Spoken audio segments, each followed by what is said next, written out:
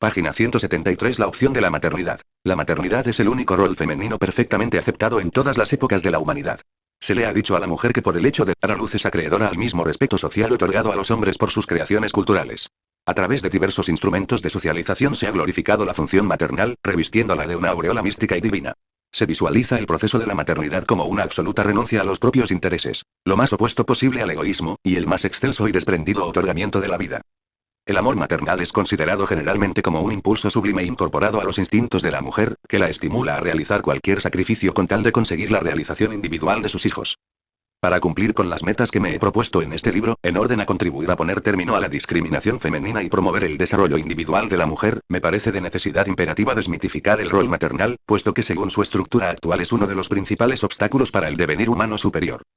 Página 174. Comenzaré por transcribir algunos párrafos del libro de Elizabeth Badinter, ¿Existe el amor maternal? De Editorial Paidós Pomaire. 1780. El lugarteniente de policía Lenoir constata no sin amargura que sobre los 21.000 niños que nacen por año en París, apenas 1.000 son criados por sus madres. Otros 1.000, privilegiados, son amamantados por nodrizas en la casa paterna. Todos los demás pasan del seno materno al domicilio más o menos lejano de una nodriza a sueldo. ¿Cómo explicar este abandono del bebé en un momento en que la leche y los cuidados de la madre representan para él una mayor posibilidad de supervivencia? ¿Cómo explicar semejante desinterés por el niño tan opuesto a nuestros valores actuales? ¿Por qué razones la indiferente del siglo XVIII se transformó en la madre pelicano de los siglos XIX y XX? Este cambio de actitudes maternales que contradice la difundida idea de un instinto propio tanto de la hembra como de la mujer, es un fenómeno curioso. El instinto maternal ya no es un concepto admitido. El amor maternal es solo un sentimiento humano. Al recordar la historia de las actitudes maternales nace la convicción de que el instinto maternal es un mito. No hemos encontrado ninguna conducta universal y necesaria de la madre. Por el contrario, hemos comprobado el carácter sumamente variable de sus sentimientos, de acuerdo con su cultura, sus ambiciones, sus frustraciones. ¿Cómo no llegar a partir de allí a la conclusión de que el amor maternal es solo un sentimiento, y como tal esencialmente contingente, aunque sea una conclusión cruel?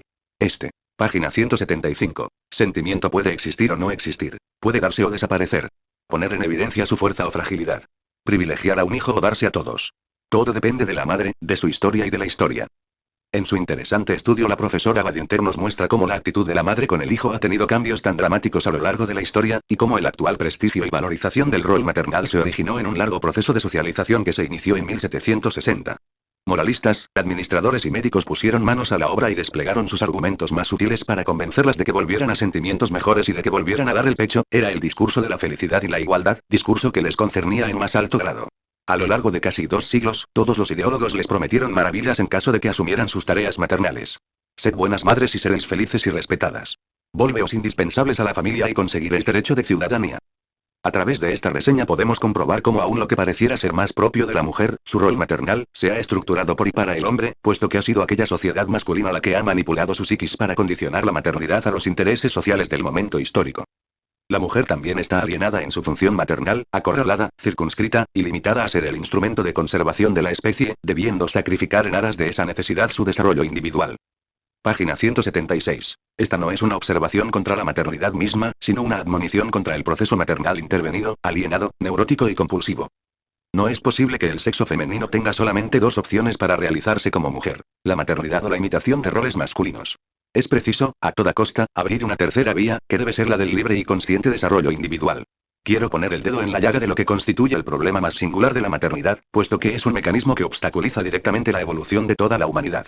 Me refiero a la necesidad de determinar por qué las mujeres tienen hijos y cuál es su real actitud al respecto. La importancia de conocer esta motivación reside en el hecho de que el curso posterior de todo fenómeno sigue por lo general la dirección impartida desde el impulso inicial, siendo en este caso, dicho empuje, el fundamento real de la maternidad. Me refiero al significativo fenómeno de que ningún niño nace libre, sino por el contrario, viene al mundo hipotecado o alienado en favor de los intereses de la madre.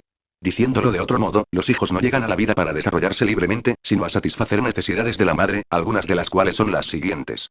A. Un hijo es una manera gratuita de tener amor. B. El hijo viene a realizar a la madre como mujer. C. Viene a hacerla sentir buena persona, es decir, querible y necesaria. D. Viene a cumplir con los requerimientos de la página 177. Imagen idealizada de la madre, desempeñando una función para ella y no para sí. E. Viene a calmar la angustia originada por el complejo de castración. Se ha determinado psicoanalíticamente que en el embarazo la mujer siente, a nivel inconsciente, haber recuperado o recibido pene. F. Viene a realizar expectativas fallidas de los padres. G. Viene a sustituir a algún familiar fallecido y a enmendar errores paternos. Constituye para la madre una expectativa de protección y compañía para la vejez. Este fenómeno condiciona al mundo, ya que los nuevos seres humanos solo se desarrollan en función de las necesidades maternas, las que están previamente condicionadas por el medio ambiente, originándose así un círculo vicioso imposible de romper por los medios comunes. Debe comprenderse que, de este modo, no es factible el progreso humano, puesto que cada nueva generación se limitará a repetir los esquemas neuróticos de las madres, que a su vez los heredaron de sus respectivos ascendientes maternales.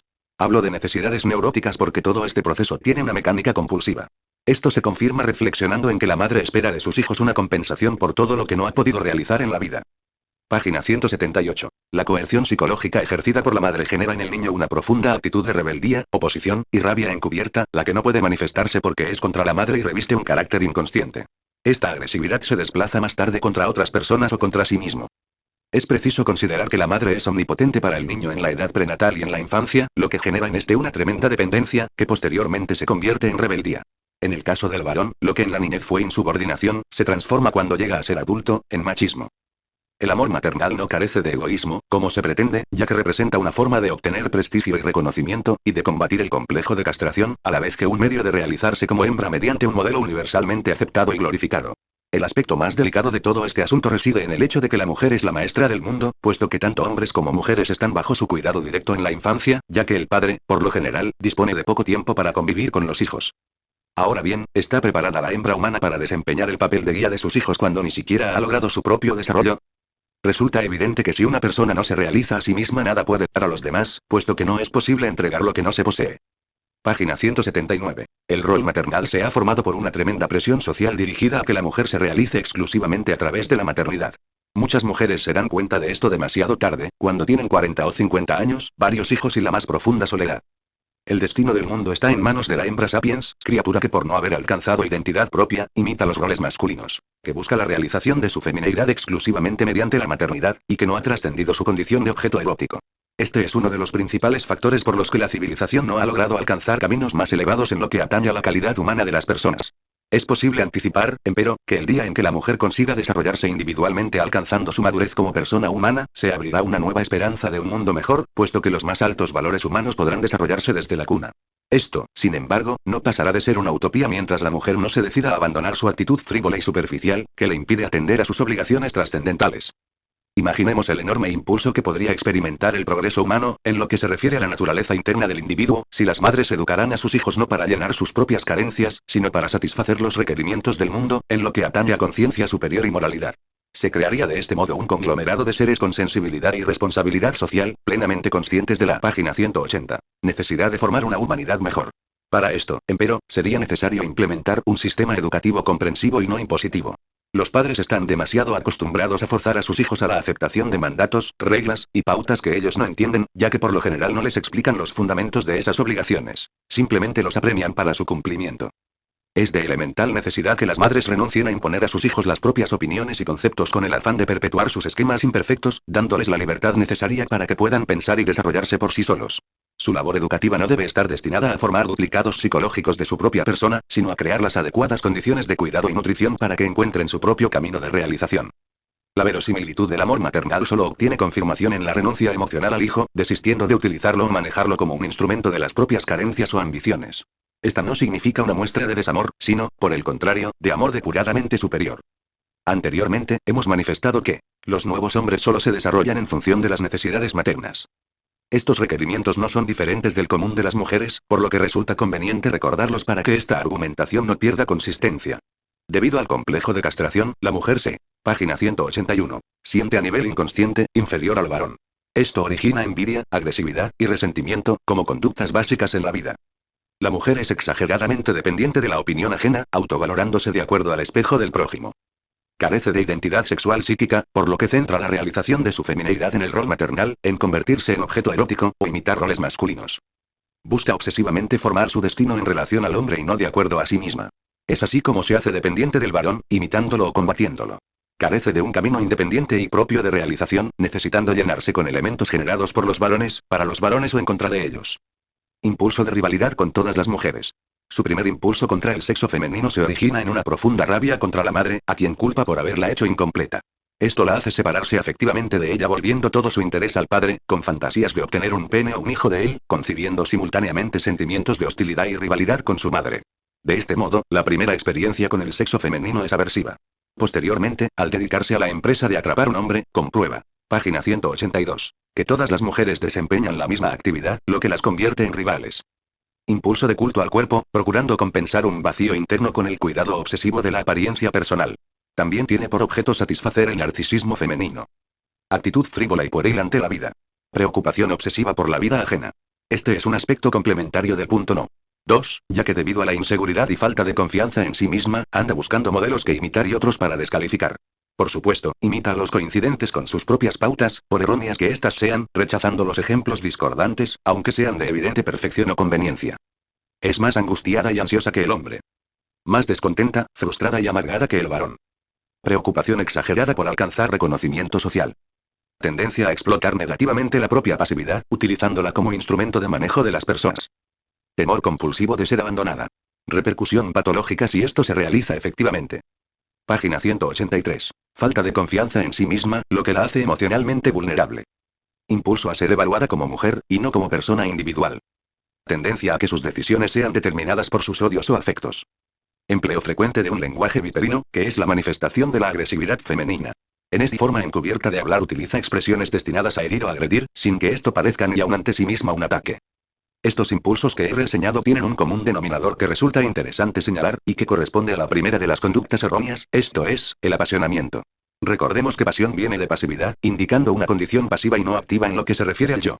Esto significa que no posee un yo fuerte y desarrollado, adulto y maduro, sino solamente un yo de hembra, cuya jurisdicción se refiere únicamente a la cosificación erótica. Existen muchos ejemplos concretos de casos en los que la mujer utiliza a sus hijos como instrumentos de su propia conducta pasional. Citaré algunos de ellos. Cuando busca quedar en estado de gravidez para poder retener al progenitor de la criatura. Cuando utiliza a los hijos como rehenes para presionar al esposo con el objeto de que éste actúe como ella lo desea. Página 184. Cuando en caso de separación matrimonial predispone a los hijos contra el padre, traspasándole sus propios resentimientos y frustraciones, utilizándolos como instrumento de presión. Cuando los usa para despertar compasión o procurarse la ayuda ajena. Cuando les enseña a odiar lo mismo que ella odia.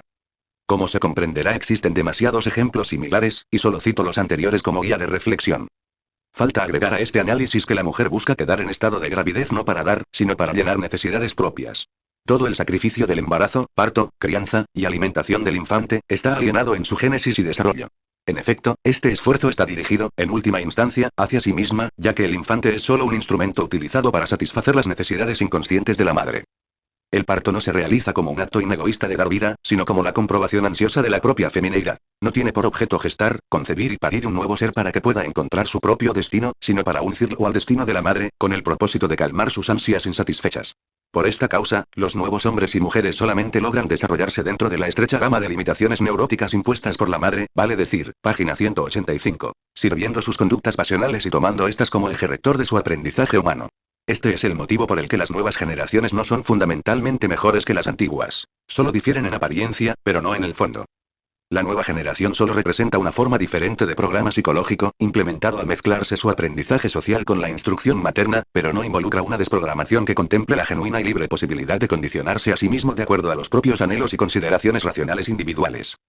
Anticipándome a la pregunta de qué es lo que ocurre con la educación permisiva de carácter más libre, basada en un dejar hacer, resulta evidente que la situación no difiere sensiblemente de la anterior, puesto que significa, en el fondo, un movimiento contra los padres, basado en valorizar cualquier cosa que sea contraria o diferente de las pautas paternas. No contemple tampoco una posibilidad auténtica de elegir, ya que existe compulsión de por medio. La solución, en este caso, estaría representada por un sistema educativo que consista en enseñar a pensar al niño, para elegir por sí mismo, pero enfrentando por sí solo la responsabilidad de sus actos. Nos hemos referido anteriormente a la inexistencia del instinto maternal, lo que podría inclinar a muchas mujeres a experimentar un sentido de desvalorización, creyéndose dotadas de poca sensibilidad femenina, pensando que estaríamos negando algo que pudiera quizás representar una cualidad superior esencial de la